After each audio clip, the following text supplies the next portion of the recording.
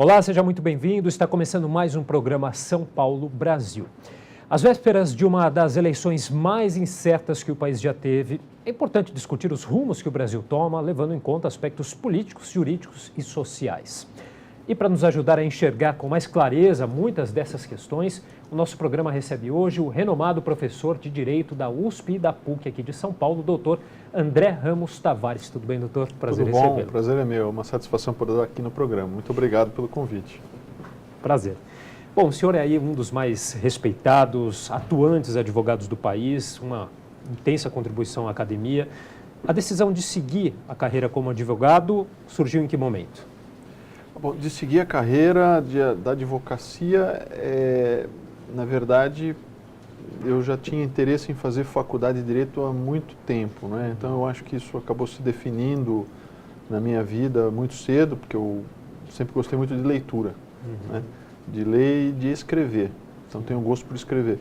Então eu acabei fazendo a faculdade de Direito e também acabei fazendo a faculdade de Letras, né? Ao mesmo tempo, fiz a faculdade de Direito na PUC e fiz Letras na USP, não completei Letras, mas é um pouco assim pelo gosto que eu tinha pela leitura e também por entender melhor a questão relacionada às leis do país, né? Isso sempre também me fascinou, o entendimento de como funciona esse sistema que norteia as relações entre as pessoas, né? Então, isso foi algo que desde criança eu sempre tive essa, vamos dizer assim, me atraía muito, né? Depois acabei realmente seguindo a carreira jurídica, né? Na consultoria jurídica e a carreira de professor, né? Então a carreira docente. Um pouco acho que também explica aquelas minhas proximidades iniciais com leitura, com pesquisa, enfim. E hoje em dia, o que mais te estimula a seguir aí todos os dias dentro do ofício aí de advogado, doutor? Então, hoje eu presto exclusivamente consultoria jurídica, quer dizer, eu atuo na advocacia num segmento muito específico que eu redijo pareceres e atuo também como consultor e no Supremo Tribunal Federal especificamente, né? Então, eu faço isso porque é de fato a área que eu, de novo, desde o começo sempre gostei mais, né? Não era tanto a questão da advocacia no sentido forense, né, daquela advocacia diária de tribunal. Hoje eu me dedico realmente exclusivamente às questões que me são trazidas por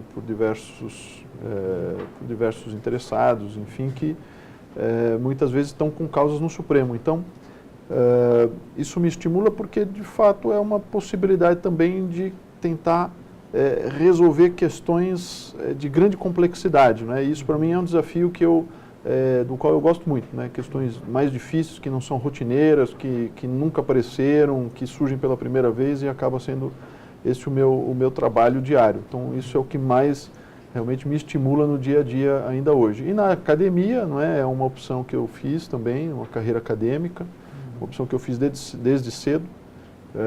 Eu fui procurador municipal concursado, cheguei a sair, não é? Eu me desliguei da procuradoria, pedi exoneração para seguir a carreira acadêmica na época, né, para poder terminar o meu doutorado e poder dar seguimento. E na carreira acadêmica o que mais me estimula também é o debate de ideias e a possibilidade de aprofundar uma pesquisa e poder ir mais a fundo, né, em questões do meu interesse, em assuntos que são do meu interesse, né? Hoje, basicamente, o direito constitucional e o direito econômico, né? Nós vamos falar um pouquinho ainda aqui do direito constitucional. Agora, há uma percepção geral, né, de que o Brasil passa aí por uma crise de valores, que a corrupção deriva dessa questão de valores aí pouco nobres, né? O que o senhor pensa a respeito? Eu entendo que o direito é um produto cultural, né? Então, já fazendo uma ponte da tua pergunta com o próprio direito, né? Porque muitas pessoas podem até achar que, bom, uma coisa é a questão moral da sociedade, ou como a sociedade se comporta, o que ela pensa das coisas, outra coisa é o direito. Não é verdade, né? O direito é um produto da cultura. E o direito só se sustenta se a cultura da sociedade der essa sustentação. Então, nada adianta a gente ter uma série de regras no papel ou uma série de parlamentos, como nós temos, aprovando uma série de leis importantes, não é? Se a cultura ela é uma cultura contra-jurídica, ou se ela é uma cultura do direito para o outro, mas que a pessoa não respeita, não é? Então, eu entendo que a crise que a gente passa, ela afeta o direito. A gente passa uma crise, talvez isso seja muito perceptível a todos hoje, não é? É uma crise que a gente identifica por conta do que foi feito por parlamentares, por pessoas com mandato popular e por pessoas nas quais muitos confiaram, né? O que elas fizeram com dinheiro público, isso obviamente só pode refletir do jeito que foi feito, que foi sistêmico, né? Não foi isolado. Sim. Então, isso de alguma maneira reflete um pouco, pode refletir um padrão social, né? Então, e isso é que eu acho que é aquilo com que nós devemos tomar mais cuidado e nos preocuparmos mais. Né? Então, essa crise talvez não seja uma crise localizada no Congresso Nacional, ou em parte do Congresso Nacional, da última legislatura, ou enfim, dessas operações recentes da Polícia Federal, com o Ministério Público Federal e o Judiciário Federal.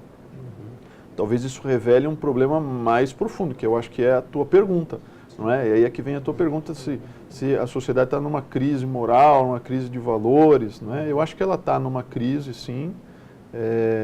Não acho que é de hoje, mas há um movimento, não é, contra esse estado de coisas que havia se implantado na República, né, que tornava a República pouco republicana. Não é?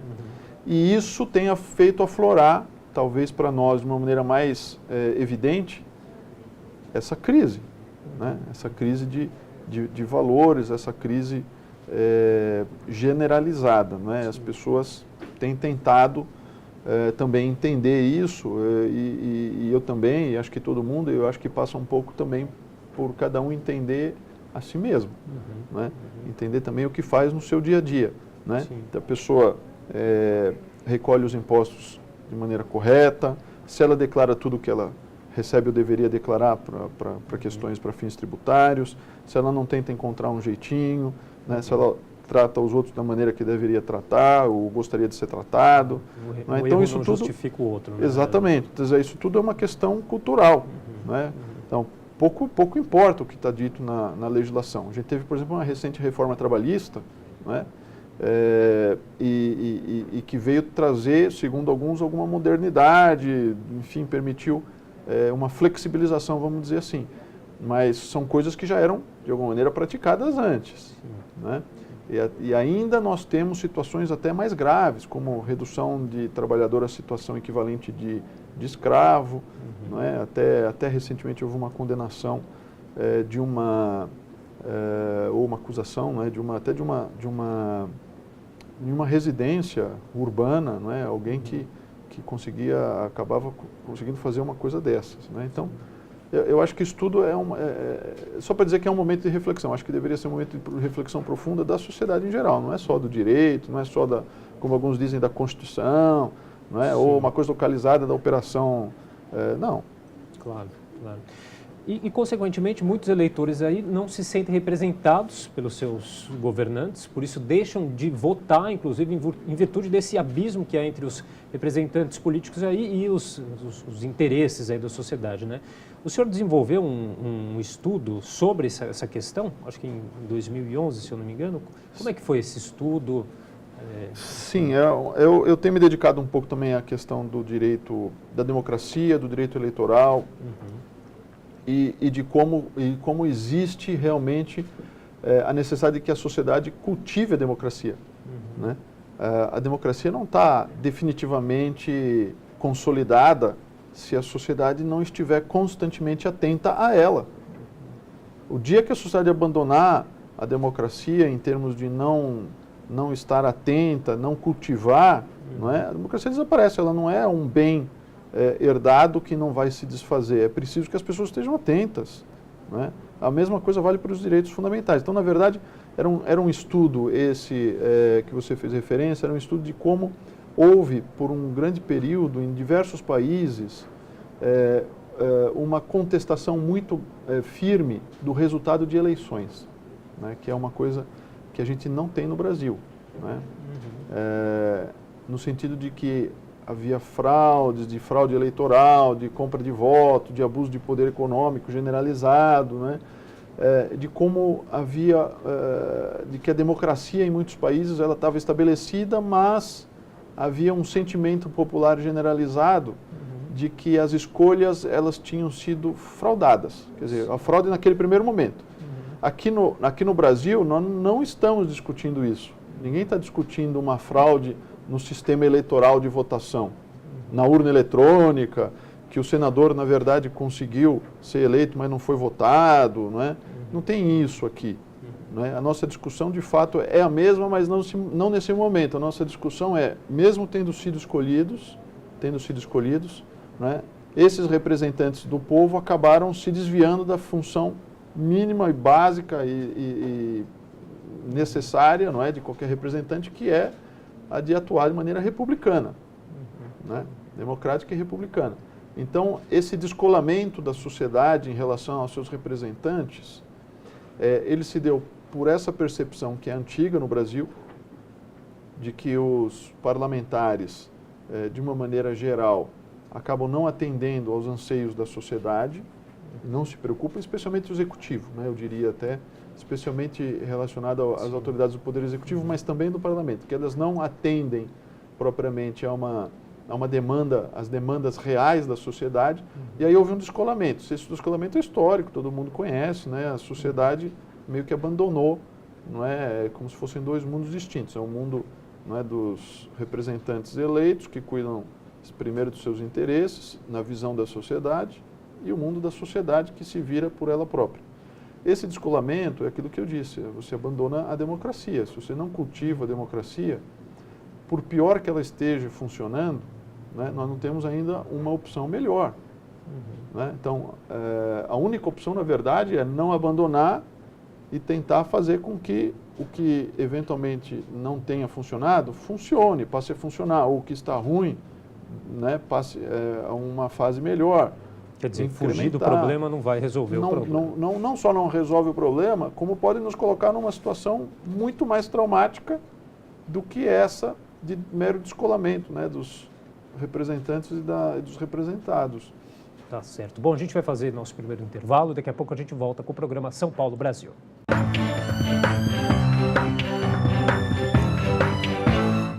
Estamos de volta com o programa São Paulo Brasil pela TV Câmara de São Paulo. E o nosso convidado de hoje é o professor de Direito da USP e da PUC aqui de São Paulo, doutor André Ramos Tavares. Doutor, 2018 aí é um ano emblemático, a gente vai ter aí uma eleição bastante estável, talvez a mais instável aí dos últimos anos. Ao mesmo tempo, a gente tem aí a Constituição de 1988, completando 30 anos. O senhor, como advogado, professor, inclusive, de Direito Constitucional, como que analisa esse momento? É um momento complexo, né? Você veja a coincidência, né? Nos 30 anos de comemoração da Constituição chamada Cidadã, nós estamos enfrentando uma crise que a gente poderia até dizer que é uma crise da democracia, né?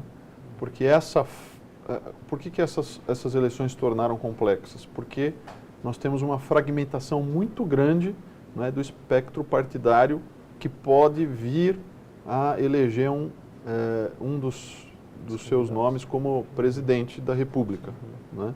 Então, essa fragmentação partidária, ela acaba gerando muita insegurança, muita dificuldade de a gente poder ter um foco, né, na discussão, né? A gente acaba lidando com o imprevisível. Apesar das eleições se darem em 2 turnos, não é? Não alcançada a maioria no primeiro turno, isso não significa que está resolvido o problema, né? Porque tamanha a fragmentação que não se consegue estabelecer previsões de segundo turno. Então, tudo se torna muito imprevisível. Essa imprevisibilidade, apesar de nós estarmos falando de eleições livres, de eleições realmente democráticas, né, ela também não é boa, né, porque ela pode permitir que, num último momento, por uma questão, por exemplo, de uma fake news, né, ou de um oportunismo político qualquer, as coisas mudem radicalmente, tá certo? Porque a proximidade entre os candidatos é muito grande, né? Então isso permite que tudo se torne muito sensível, né? E aí é que está a insegurança, né? Você acabar criando um contexto, circunstâncias que permitem que, de alguma maneira, alguém possa ser eleito sem uma grande reflexão, mas por conta de um grande evento repentino, momentos antes do dia das eleições, ou até no próprio dia das eleições, né? E hoje a gente tem essa agravante das fake news, né? Que nas redes sociais proliferam numa velocidade muito grande. A Justiça Eleitoral, assim como qualquer outra instituição ou órgão, não teria condições mesmo, não tem, e não é o caso de ter, porque isso não vai acontecer, de poder dar uma resposta satisfatória nesse período, né? Então, veja, pelos dados que a gente tem, uma fake news, por exemplo, ela consegue em 24 horas alcançar o seu pico de difusão. 48 horas depois, ou até no máximo 72 horas, ela já acabou. Ela já produziu todo o efeito que tinha. O mais importante, é impossível reverter, né? E mais impossível reverter no mesmo tempo, né? Na mesma velocidade. Então, isso daí gera para nós, né, num contexto, você alia essa circunstância da tecnologia hoje, com o nosso contexto de fragmentação total, ao que nós chegamos hoje, né, isso gera um perigo muito grande para a sociedade. A sociedade precisaria estar muito atenta, né? Precisaria também muita educação, né, em termos de lidar com notícias, para evitar, para ter de alguma maneira uma prevenção em relação a essas ocorrências que podem ser catastróficas para a democracia. Então aquilo a gente volta sempre à mesma questão inicial, né? A democracia, ela só pode florescer se todos nós tivermos sempre cultivando, né, de maneira intensiva esses valores democráticos. Isso inclui, inclusive, não acreditar em tudo que é notícia que chega no seu celular ou, enfim, em algum outro aparelho tecnológico. Você tem que ter realmente essa percepção e não passar para frente, né? Porque é claro que essa velocidade se dá porque é a própria sociedade que está engajada na distribuição dessas notícias também. Não são apenas mecanismos eletrônicos, né, ou chamados robôs, enfim. Há também uma grande participação. Então, nós vivemos esse momento bastante crítico e é curioso que é o momento digamos assim, de uma certa, do aniversário, né, da Constituição, quer dizer, um momento que seria de uma certa comemoração, né? Mas aí, para falar da Constituição, se me permite só para concluir isso, a Constituição também vive o seu próprio momento de crise. E não é propriamente da Constituição, né, mas é o contexto brasileiro, especialmente eu diria, dos próprios tribunais, que levou a um certo enfrentamento com a Constituição, né? Não sei se a gente poderia dizer que por pressão popular, em muitos casos, alguns dizem que há um populismo judicial em alguns setores do Poder Judiciário, certamente não é em todo o Poder Judiciário, né? Mas muitos fazem essa crítica, essa análise crítica de que hoje nós vivemos em alguns setores algum populismo judicial. E o que é isso, né? São decisões que visam atender mais uma suposta demanda da sociedade por resultados do que preservação da Constituição, preservação de garantias constitucionais, né? Então, como que o senhor analisa essa questão? O senhor acha que realmente há e que é... Não, eu sinceramente acho que nós não poderíamos nos desviar do que a Constituição determina. Se é um problema que a sociedade como um todo quer mudar, né, precisaríamos mudar a Constituição. Não acho que é o caso, mas se for o caso de mudar, tá certo? Tem que ser de uma maneira formal para todos. Não podemos, primeiro, nós não podemos admitir que se haja de maneira pontual, né? O direito para um não é o direito do outro, né? E ao longo do tempo, dos últimos anos, nós assistimos uma série de medidas judiciais que nunca haviam sido tomadas anteriormente. Eu vou dar um exemplo que todos nós conhecemos, a condução coercitiva e testemunha. Isso não existia. Né? Então, assim, por que não intimar adequadamente uma pessoa que vai servir como testemunha para depois ela, se resistir, se não se apresentar voluntariamente, aí sim ser constrangida a se apresentar, não é? Numa coercitiva. Então, e uma série de outros atos também que a gente tem visto, até por parte do próprio Supremo Tribunal Federal. Né? Enfim, até com... eu divirjo nesse ponto do que o Supremo já decidiu em muitas circunstâncias, em muitos casos, começando pelo próprio caso de prisão de senador. Né? A prisão de senador, a Constituição estabelece que é só em caso de flagrante, ou depois da sentença penal, enfim, condenatória, definitiva, mas a gente assistiu a situações em que por decisão judicial houve prisão de parlamentar. Depois nós vimos o Supremo alterar a Constituição em caso da presunção de inocência, permitindo o encarceramento automático após decisão de segunda instância. Depois nós vimos o Supremo autorizando a aplicação da lei ficha limpa retroativamente, contra a Constituição, que estabelece que não é possível. As leis não são retroativas e as leis penais jamais, né, podem ser retroativas até um princípio civilizatório, né, muito mais do que apenas constitucional. Então, é uma série de medidas, eu poderia continuar elencando diversas outras, por exemplo, não é necessário mais autorização das Assembleias Legislativas para processar autoridades com foro no Superior Tribunal de Justiça, a mudança do foro privilegiado do Supremo e do STJ para as primeiras instâncias. Quer dizer, tudo isso a gente tem que entender que são mudanças da Constituição, sendo que a Constituição permanece a mesma. Não foi alterada na forma. Né? Então, o texto constitucional ainda é o mesmo. Né? E a gente, de uma maneira muito repentina, assistiu todas essas mudanças por decisões judiciais. Né? Então, eu acho que isso é muito crítico no momento em que a Constituição comemora, ou estaria comemorando 30 anos, não é? Eu acho que é um momento também de reflexão. Então, estamos juntando dois momentos de reflexão. Reflexão sobre a nossa democracia, os rumos da nossa democracia, não é? O que nos fez chegar até onde nós chegamos. Houve vários avanços, mas também retrocessos, tanto é verdade que nós estamos envolvidos hoje nessa situação atual de penúria, é uma verdadeira penúria partidária, né, e política, e, enfim. E na questão relacionada aí à Constituição, né, uma crise que não é, também é muito comum, sabe, as pessoas dizerem que a culpa é da Constituição. A culpa nunca é da Constituição, né? A Constituição, na verdade, é uma cartilha de funcionamento. Né? Quando as coisas vão mal, não é porque a operacionalização ela não ocorreu de maneira satisfatória. Por quê? Bom, há vários motivos. Às vezes é falta de planejamento por parte do Estado. Né? A gente tem um Estado que não planeja. Às vezes é por corrupção, claro. Né? Às vezes é por indisponibilidade de termos um funcionalismo dedicado àquilo que precisa e que demanda realmente atenção, um funcionalismo público, né? Então, há uma série de fatores, né? Quer dizer, que a gente tem que analisar. Nada disso é atribuível à Constituição, né? Não é uma responsabilidade da Constituição.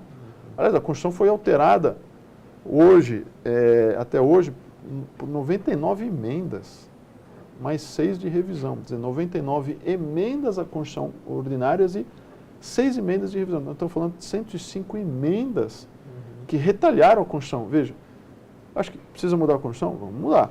Né? O que é necessário mudar. Só que esse foi um fenômeno muito mais grave do que apenas alterar a Constituição. Nós retalhamos a Constituição. A Constituição ela foi se perdendo ao longo dos anos. Você não pode imaginar, não é, que um mesmo... Não é mais um bloco monolítico, harmonizado. Você vai dizer, alguém pode dizer, mas nunca foi. Mesmo na Constituinte, e de fato na Constituinte havia diversas, até o modelo de Constituinte permitia a pulverização, né? Então a aprovação por pontos e não uma visão ampla e sistêmica da Constituição, é verdade. Mas quando a Constituição entra em vigor, né, ela adquire uma rotação própria e ela tem um funcionamento consolidado a partir dali. E ao longo dos últimos 30 anos nós fomos mexendo nisso.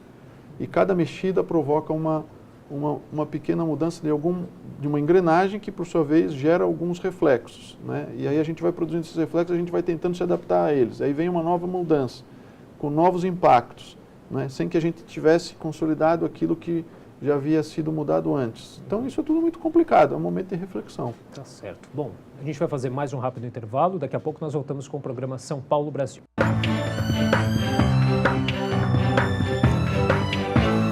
Estamos de volta com o programa São Paulo Brasil pela TV Câmara de São Paulo e o nosso convidado de hoje é o professor de Direito da USP e também da PUC aqui de São Paulo, o doutor André Ramos Tavares. Doutor, a democracia é aí uma das cláusulas pétreas da Constituição, ou seja, não pode ser mudada.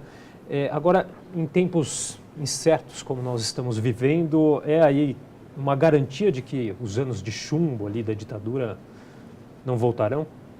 Não é uma garantia. Não? Contra isso, não. A única garantia contra isso é a sociedade. Porque é aquilo que a gente já comentou antes no primeiro bloco, né? A democracia, ela não existe só no papel. Sim. Às vezes no papel ela está uma beleza, né? Mas na prática, no dia a dia, a gente não tem o mesmo, digamos, é um descolamento, não tem o mesmo nível democrático que as regras estabelecem. A Constituição diz que nós temos o voto direto, secreto, universal e periódico como uma cláusula pétrea, né? Que a gente também chama de cláusula de eternidade, quer dizer, não pode mexer na questão do voto, isso é sagrado, nenhuma emenda à Constituição, né? Então, esse é nós ainda no Brasil consideramos isso como um aspecto central da democracia, né? A questão de cada um ter o direito a escolher aquele que quer que seja seu representante,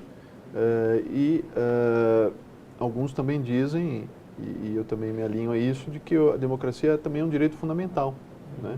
Quer dizer, o direito à democracia. Todos nós temos um direito fundamental à democracia. Isso tudo a Constituição assegurou.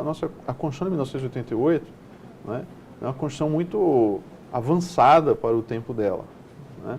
Então, isso tudo está perfeitamente assegurado.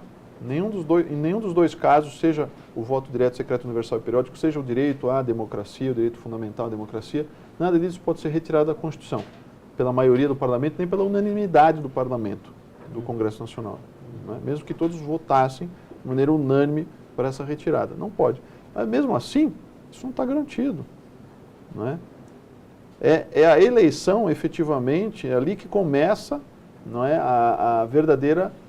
o verdadeiro exercício dessa garantia, porque o sujeito dessa garantia, o beneficiário dessa garantia também é sujeito dela, também precisa atuar de maneira a que ela se apresente, não é, na história brasileira sempre. E aí é um papel da sociedade, né? Não adianta atribuir um eventual desvio aí a um problema da Constituição, porque não é, né? Nós temos liberdade, a democracia nossa é uma democracia muito ampla. Nós podemos ter, inclusive, partidos que não tenham tantas pautas democráticas, até que tenham pautas não tão democráticas, ou até pautas não democráticas mesmo, né? Que se dediquem, portanto, que tenham como projetos redução do nosso nível de democracia, por exemplo, vamos imaginar, né? Quem é que vai garantir, quem é a última barreira disso? É a sociedade, é a cultura, não é? Esse enfrentamento, ele é inevitável, né? Sempre surgirá alguém com alguma pretensão mais vamos dizer assim, ditatorial, totalitária, uma pretensão mais extremista, seja qual for o espectro, a esquerda ou a direita, né? Cabe à sociedade se defender, e a Constituição deu todos os mecanismos para que a sociedade se defenda, né? Então, a gente pode, inclusive, ter uma democracia formal, como acontece em muitos países, formalmente se declara como democracia, está assegurado na Constituição como democracia, mas o dia a dia não é democrático, né? No dia a dia, a democracia exige liberdade de expressão plena. Sem isso, a gente não tem democracia, né? Se eu não puder me expressar livremente contra, inclusive, o governo, ou até mesmo contra uma autoridade, ou um parlamento, ou parlamentares que eu tenha até eleito, se eu não puder ter essa liberdade de expressão, veja, não é ofensa. Não é ofensa, não, obviamente. Né? Ninguém está livre para fazer ofensas. Agora, a liberdade de expressão, né? Se a gente não tem essa liberdade, não temos democracia. Né? Isso é um pilar. Se a gente não tem educação, né? E aqui é uma parte sensível no Brasil, a gente não tem uma verdadeira democracia, também uma democracia consolidada. E é claro, o voto direto, que eu já disse aqui, o voto direto, secreto, universal e periódico, que é um elemento básico da democracia, mas não é o único, não é o único. E por fim, a questão do controle do poder. Se nós não tivermos mecanismos de controle do exercício do poder, também não temos uma verdadeira democracia. Temos que ter mecanismos de controle, né? Como, por exemplo, retirada, né, de pessoas que cometeram crimes de responsabilidade. Isso faz parte, não é? Não estou me posicionando aqui, não é uma posição sobre o que aconteceu com a presidente Dilma. Né? Estou simplesmente dizendo que existem mecanismos que precisam realmente existir, que são de controle do poder. Quem exerce o poder não está autorizado a abusar do poder e permanecer no poder. Não é? Pelo contrário, então em outros países, inclusive, nós temos outros mecanismos. Temos o recall, né, em que pode, inclusive, ser colocado à prova um parlamentar que foi eleito, um governador, enfim, há diversos mecanismos também no Brasil para isso, de controle do poder. Nós temos ação popular no Brasil. Qualquer cidadão pode propor uma ação popular em relação a algum tipo de abuso que tenha ocorrido durante o exercício do mandato, contra o patrimônio público, contra o meio ambiente. Né? Então, isso é muito importante que a gente também tenha essa consciência. Doutor, como que o senhor analisa a Operação Lava Jato do ponto de vista constitucional? Aí houve, a gente teve vazamento de conversas, pessoas com foro privilegiado, conversas entre advogados, clientes. O senhor considera ataques à Constituição? Olha, assim, esse é um assunto que se tornou muito delicado, porque ele praticamente a mídia nacional se tornou monotemática. Né? Então só há esse assunto. E infelizmente há uma certa, isso se tornou também de alguma maneira ideologizado. Né? Então as ideologias elas se posicionaram rapidamente e hoje nós sabemos disso, há um extremismo. Né? Eu não quero me colocar em nenhum dos dois extremos. Então, eu não conheço tudo o que foi feito na Operação Lava Jato, até porque muito do que foi feito é sigiloso, tá certo? Do que não é sigiloso também não conheço na sua extensão, mas falando de uma maneira geral, né? Vale para a Lava Jato, vale para qualquer outra operação realizada pela Polícia Federal, Ministério Público, supervisionada pelo juiz, seja qual for o juiz, federal, estadual, seja o que for. Né? Nós não podemos abdicar do respeito estrito às garantias constitucionais. Assim, o ponto de partida de qualquer ação não é o combate à corrupção. O ponto de partida de uma ação jurídica é a Constituição. O combate à corrupção dentro da Constituição. Ele pode ser uma prioridade, não é? Até do ponto de vista orçamentário, o nosso maior mal não é que a gente não precisa combater a corrupção, mas não é a corrupção. Né? O nosso maior mal é a falta de planejamento, são questões específicas, por exemplo, da Previdência, pontos específicos, também não acho que é o caso de cortar a Previdência geral das pessoas mais necessitadas, mas temos outras circunstâncias que nós tivemos que analisar, porque essas causam um rombo gigantesco no orçamento. E o planejamento em geral. Então, mas, partindo da Constituição, o nosso aspecto é combate à corrupção. É isso que o Ministério Público vai priorizar? Porque hoje a gente também tem essa discussão. O que o Ministério Público deve priorizar? Ele escolhe livremente o que ele vai priorizar na sua ação? Ou ele tem que ter alguma prioridade conforme a Constituição? Isso não está claro até hoje. Não é? Então, a autonomia do Ministério Público significa que cada agente do Ministério Público, melhor falando, cada promotor de justiça, age priorizando o que ele entende que deve ser prioridade. Então, esse tipo de autonomia, né, levou a uma fragmentação total da instituição. E isso significa que nós temos, não é, diversas ações que muitas vezes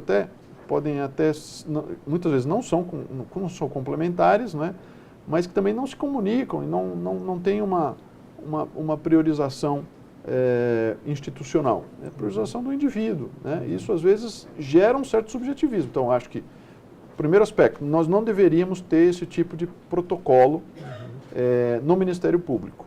Eu acho que o Ministério Público tem que atuar energicamente contra a corrupção e também contra todos os outros atos, não é, criminosos ou ilícitos contra os quais ele precisa agir, mas precisa ser de uma maneira, se possível, institucionalizada e não subjetiva, né?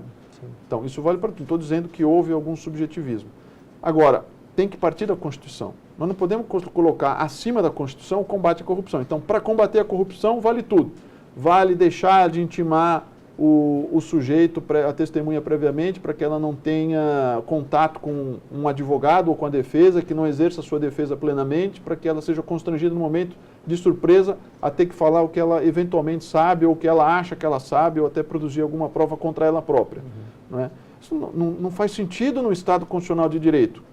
Que Estado é esse? Não é? Em que as pessoas são constrangidas a ter que abandonar o direito de defesa que está na Constituição. Isso não é possível, no meu modo de ver. Se não é possível também, não é, ou não deveria acontecer, que os magistrados, eles continuamente se manifestassem sobre o processo na mídia. Não é? Não me parece que isso seja adequado. Vejam, não estou falando necessariamente de juiz de primeira instância, não é? Só que, infelizmente, tem acontecido muito no Supremo Tribunal Federal. Eu acho que tem que ter uma posição de quem representa a instituição, o presidente. Né? E o presidente deve dialogar com todos, o presidente de uma corte, de um tribunal, né? Dialogar com seus integrantes e posicionar o tribunal a esse respeito, mas sempre com muito cuidado. Porque o tribunal, o poder judiciário, né, é a última instância a que a sociedade pode recorrer para fazer valer seus direitos. Então, qualquer manifestação do Poder Judiciário é sempre muito delicada, né?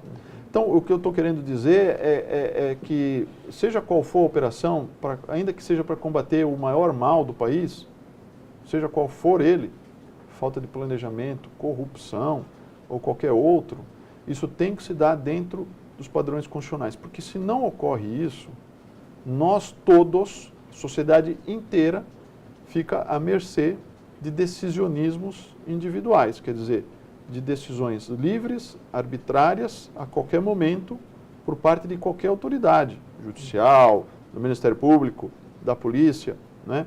Isso não faz sentido para mim. Sim.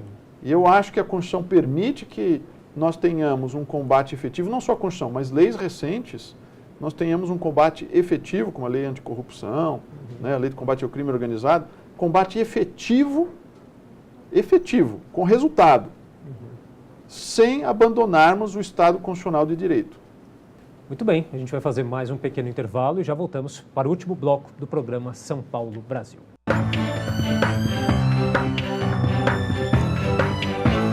Estamos de volta com o programa São Paulo Brasil pela TV Câmara de São Paulo.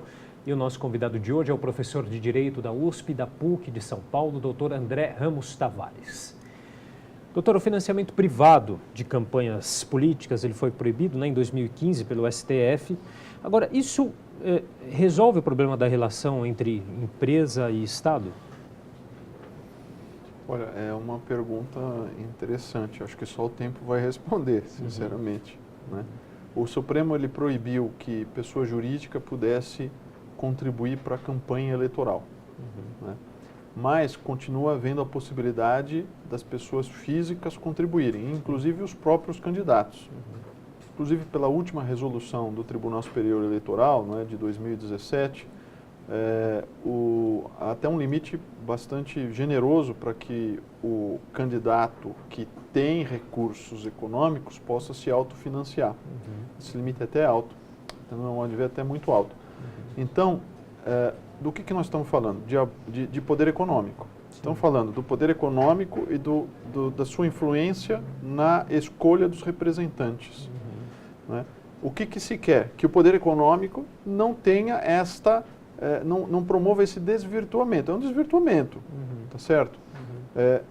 Veja, a gente até reduziu drasticamente agora, para as eleições de 2018, o valor que pode ser gasto em cada campanha eleitoral, em todos os segmentos. Então, presidente, senador, deputado, federal, estadual, já que essas são eleições gerais, não é? Então vamos ter em todos os níveis no Estado, aliás, nos níveis do Estado e da União, né? Então esses valores foram reduzidos bastante, tá? Incomparável com o que se gasta, por exemplo, nos Estados Unidos, de campanha eleitoral, por exemplo, para presidente, que gastam bilhões, né? Aqui está limitado a milhões. Então, é uma diferença significativa. Mas o porquê nós estamos limitando tanto, né, e reduzindo? Por dois motivos. Porque nós não queremos que o poder econômico decida quem serão os representantes do povo, mas sim o povo. Então, nós estamos tentando evitar a influência maligna, né, o desvirtuamento que o poder econômico pode causar nas pessoas, especialmente naquelas que são mais sensíveis, ou seja, que podem acabar recebendo alguma doação, algum tipo de benefício e com isso se sentem obrigados ou são constrangidos a ter um candidato específico, que é aquele que ajudou ou aquele em quem se manda a votar, não é? Então, esse é o primeiro fenômeno que a gente quer evitar, né? Que o poder econômico haja nesse nível, né? Sufocando a vontade do indivíduo.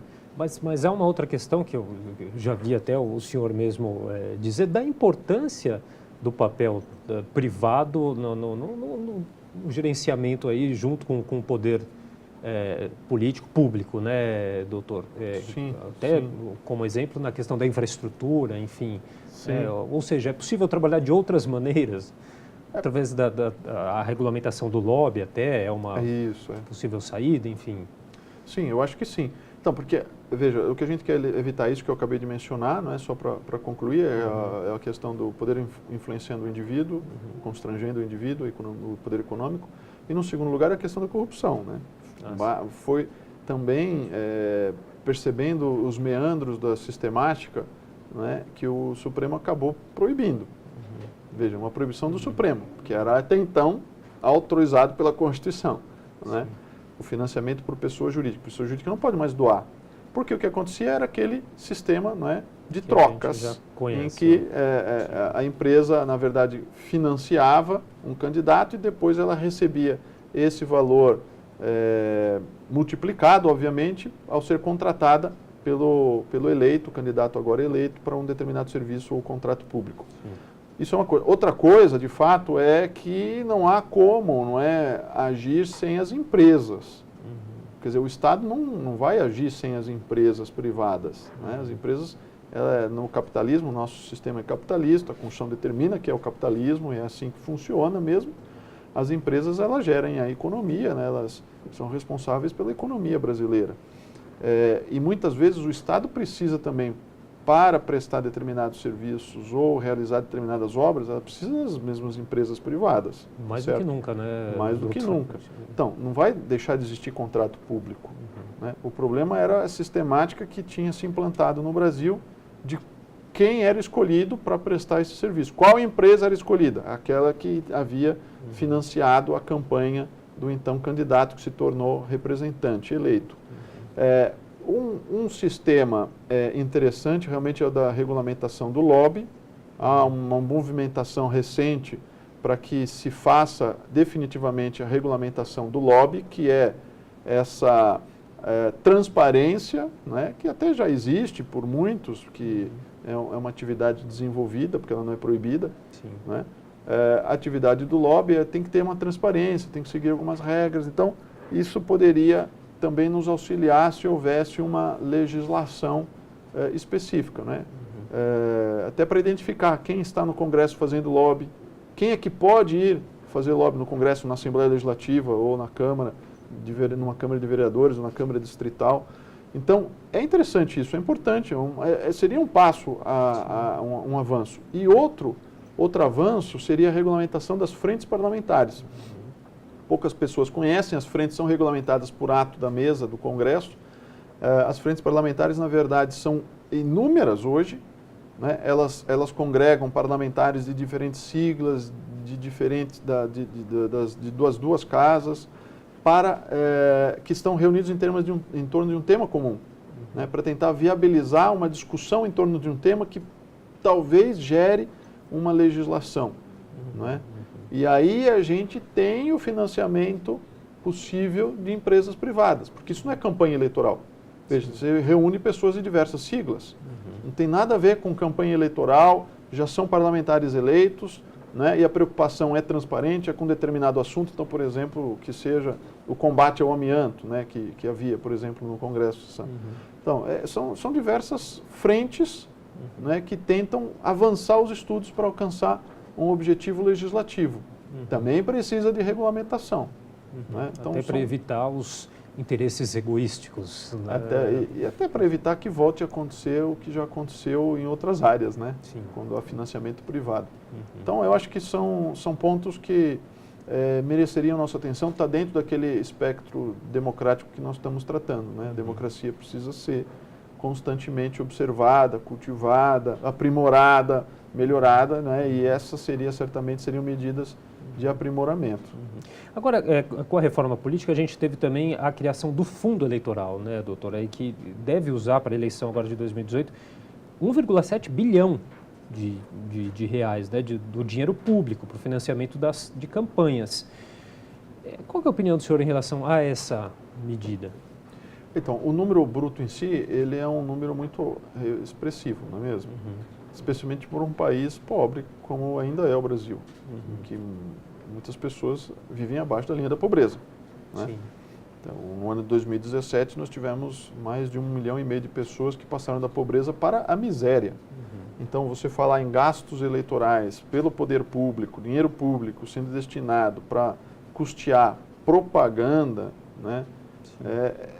Eu entendo que em muitos isso causa uma certa revolta e eu acho que é compreensível. Acho que é compreensível. Mas se nós olharmos comparativamente com outros países, é um número baixo, aquilo que a gente falou. Não é um número significativo, né? Quando a gente vê tudo que vai ter que ser dividido entre todos os partidos, quer dizer, envolvendo todas as campanhas. Então, não é um número grande. Isto, se for bem utilizado, eu vejo com bons olhos. Porque é preciso também informar as pessoas, né? E esse dinheiro pode ser e deveria ser usado para isso. Informar as pessoas não só sobre a democracia, o que elas devem fazer, quais são os direitos, mas também, especialmente, sobre os programas dos partidos e dos candidatos. Esse debate das ideias, sem debate de ideias não dá, a gente já falou disso, não há democracia, né? E um dos papéis primordiais do partido político deveria ser, aliás, legislativamente até não é? O debate das ideias. A apresentação dos seus pontos de programa, né, que podem se tornar planos de governo, caso eleito e caso consigam aprovar, não é, nas esferas legislativas, a discussão profunda desses pontos, de quais são as melhores saídas para o país, ou para a cidade, ou para o Estado. Não é? Então, isso tudo, esse dinheiro pode e deve ser empregado para isso. Nesse sentido, seria um dinheiro muito bem-vindo. Não é?